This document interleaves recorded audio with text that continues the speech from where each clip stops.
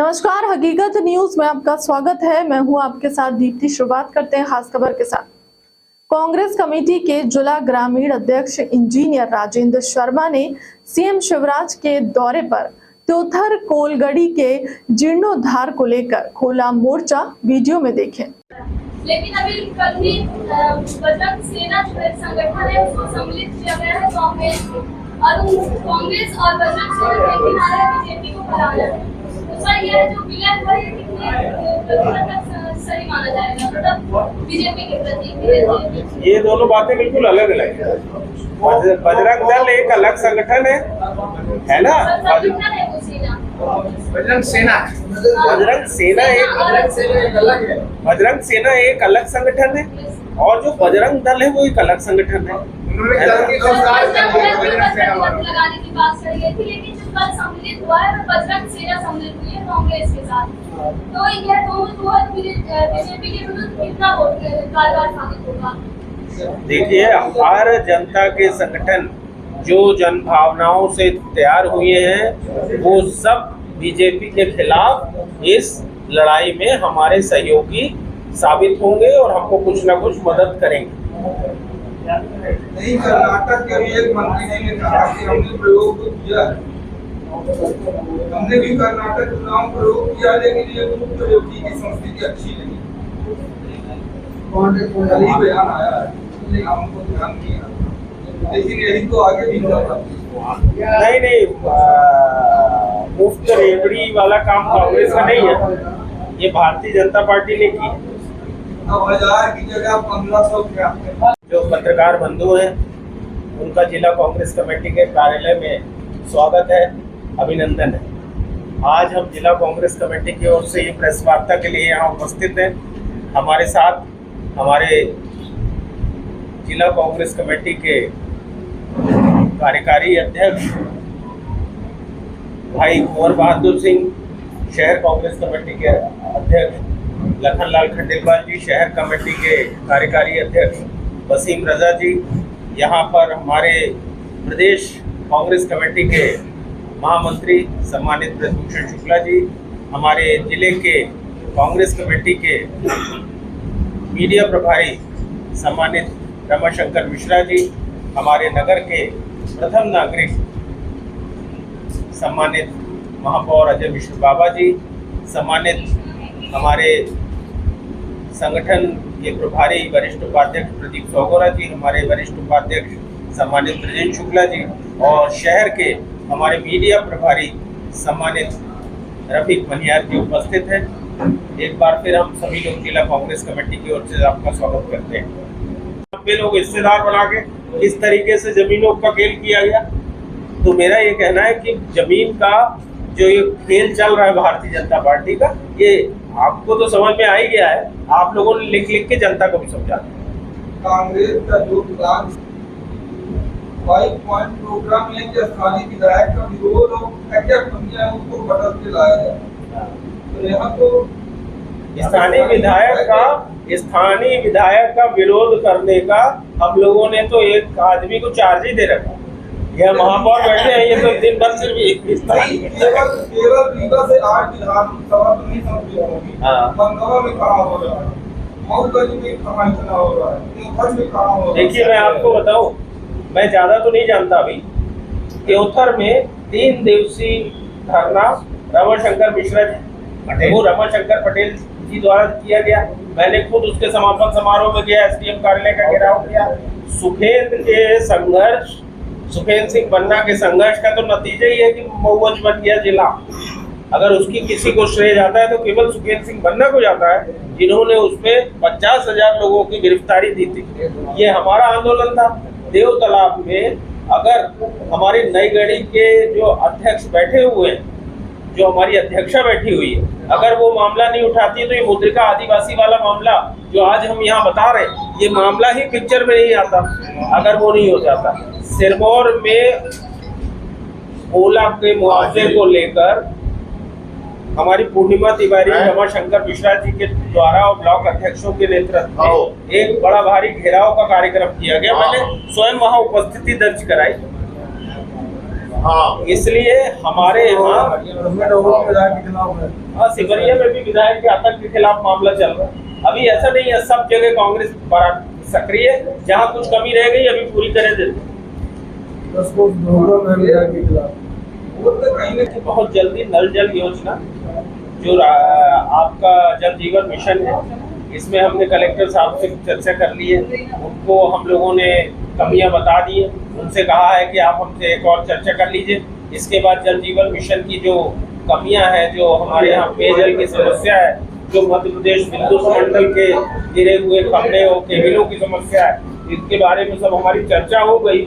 जो आज तक ओले का से जो हमारी फसलें बर्बाद हो गई उसका सर्वे तक नहीं हुआ, प्रॉपर मुआवजा नहीं दिया गया, इसकी चर्चा हम लोगों के द्वारा की गई। बहुत जल्दी हम ब्लॉक स्तर पर एक धरना कार्यक्रम, 1 दिवसीय धरना कार्यक्रम पूरे जिले में एक साथ करेंगे। ब्लॉक को शिक्षा के साधन उपलब्ध कराए जाने चाहिए, उनको रोजगार के अवसर उपलब्ध कराने चाहिए। जिस तरीके से हमारे विंध्य के बड़े नेता, हमारे राष्ट्र के बड़े नेता कुंवर अर्जुन सिंह जी ने, जब वो मानव संसाधन मंत्री थे, तो उन्होंने राष्ट्रीय जनजाति विश्वविद्यालय की अमरकंटक में स्थापना की। इस किस्म का कोई कार्य भारतीय जनता पार्टी के द्वारा कभी किया नहीं जाता, मात्र घोषणाएं की जाती हैं। अगर आप देखना चाहते हैं आदिवासियों की हकीकत, तो हिंदुस्तान में, भारत में मध्य प्रदेश वो राज्य है जहां आदिवासियों पे सर्वाधिक अपराध घटित हुए, इनके खिलाफ सर्वाधिक दुर्घटनाएं हुई हैं।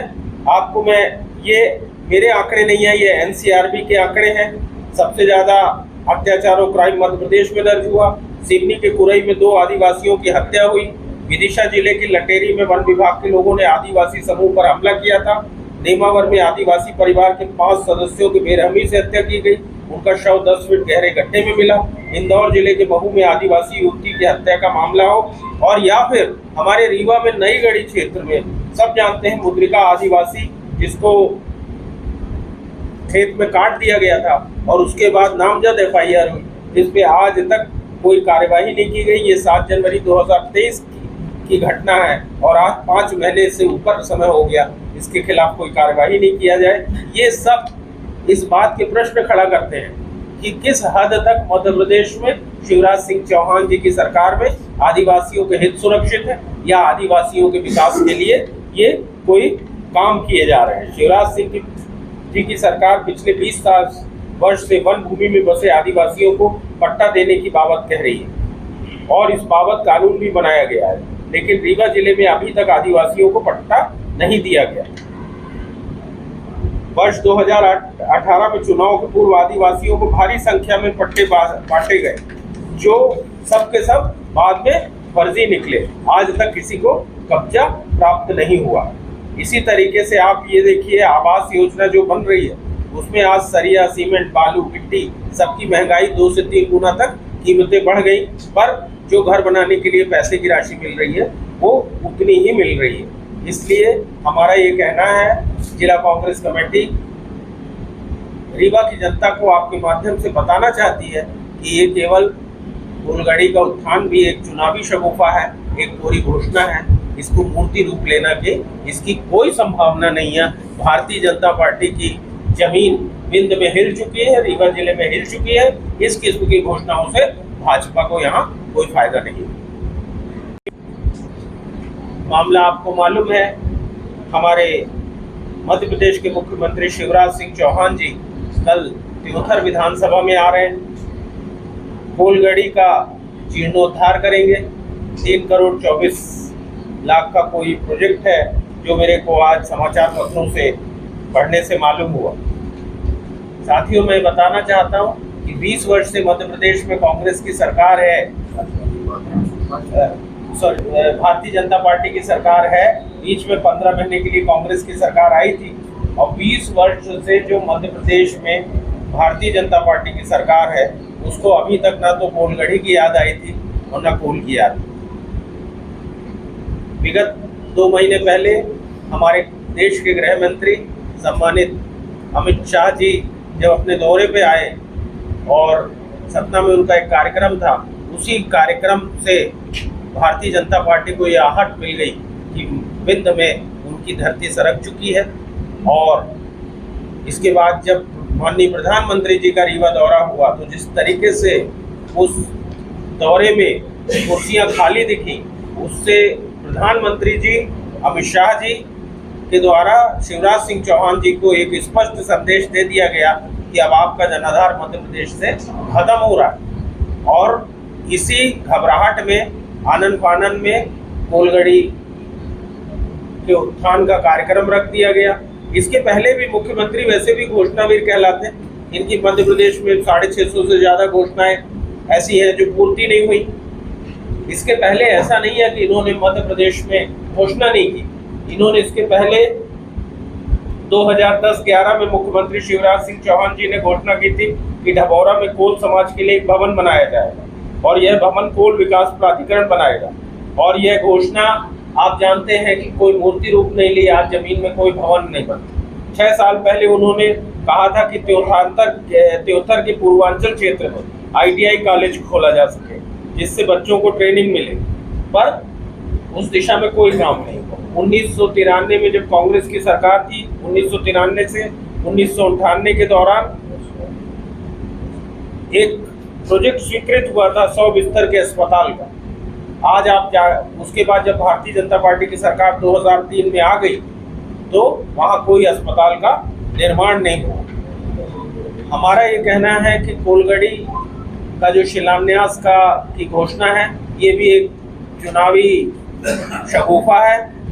ना तो ये कोलगढ़ी का शिलान्यास होने वाला और ना इससे किसी भी जाति और समूह को एक तो वोट बैंक नहीं बनता। मेरा ऐसा मानना है कि आदिवासी समूह की चिंता स्वतंत्रता के बाद से सर्वाधिक कांग्रेस पार्टी ने, चाहे वो आरक्षण देने का मामला हो, चाहे उनके हितों के लिए इंदिरा गांधी की नाम से बड़ी पट्टा की योजना चालू की गई थी वनवासियों के लिए, चाहे इंदिरा आवास योजना हो, हमेशा से आदिवासियों के उत्थान के लिए कांग्रेस पार्टी ने काम किया। एक गहरा लगाव रहा है जनजातियों का कांग्रेस पार्टी से। बीच में विभिन्न राजनीतिक दल ऐसे आ गए जिन्होंने जाति और धर्म के आधार पर राजनीति आरंभ की। इन्होंने लोगों के बीच में कुप्रचार किया और अपने विभिन्न एक आडंबर ओढ़े हुए समाज सेवी संगठन तैयार किए गए, जो समाज सेवी संगठनों ने हमारे भोले भाले आदिवासियों को बहुत हद तक बरगलाने का काम किया। उस बरगलाने के कारण बीच में अपने को कभी कभी ऐसा लगा कि हमारे आदिवासी भाई कांग्रेस पार्टी से दूर हैं, और आदिवासी भाई कभी भी कांग्रेस पार्टी से ना तो दूर थे और ना आज भी दूर हैं। सर, इस बार के अपने प्रदर्शन को लेकर के क्या कहना चाहेंगे कि जिस प्रकार से कर्नाटक में बहुत अच्छा प्रदर्शन था कांग्रेस का, और गुजरात में जब मतलब देश में इस बार जो कांग्रेस पार्टी है किस तरीके से कमर कस की तैयारी चुनाव को लेकर क्या कहना चाहेंगे? देखिए, कांग्रेस पार्टी की तैयारी भरपूर चल रही है। कांग्रेस पार्टी पूरी तरीके से मैदान में है। आप रीवा जिले में ही देख लीजिए, पिछले 1 साल के अंदर आप देखिए जो नगरीय निकाय के चुनाव हुए हैं, जो पंचायत राज के चुनाव हुए हैं, चाहे वो सरपंच के हो, चाहे जनपद सदस्य के हो, चाहे जिला पंचायत सदस्य के हो और चाहे नगर निगमों के हो, कांग्रेस पार्टी ने तमाम जीत दर्ज की और हर जगह हमको बहुमत मिल रहा है। हमारी पार्टी संगठन पूरी तरीके से आगे भारतीय जनता पार्टी से लोहा लेने के लिए तैयार खड़ा है और सत्ता से हम उनको हटाएंगे। 150 से ज्यादा कांग्रेस पार्टी की सीट आएंगी। इसके लिए कांग्रेस पार्टी मध्य प्रदेश में आदरणीय कमलनाथ जी के नेतृत्व में हम लोग पूरी तरीके से तैयार हैं। अगर आपकी सरकार आएगी तो आदिवासियों के क्या योजना बनाएंगे? देखिए, हमारे यहाँ बहुत सारे ऐसे योजनाएं इस बार हैं जो आम जन के लिए हैं, जिसमें अभी आप देख रहे हैं एक नारी सम्मान योजना है। इसका लाभ भी सभी वर्गों को मिलेगा, केवल आदिवासी वर्ग को नहीं मिलेगा। 500 रुपए का गैस सिलेंडर, सभी को इसका लाभ मिलेगा। 100 यूनिट तक की बिजली का बिल माफ, सभी को इसका मिलेगा। 200 तक का बिजली का बिल हाफ, इसका फायदा भी सभी को होगा। जो किसानों की कर्ज माफी होगी, ये हम लोग केवल आदिवासी नहीं सभी का भला करेंगे। आदिवासियों के लिए भी हमारी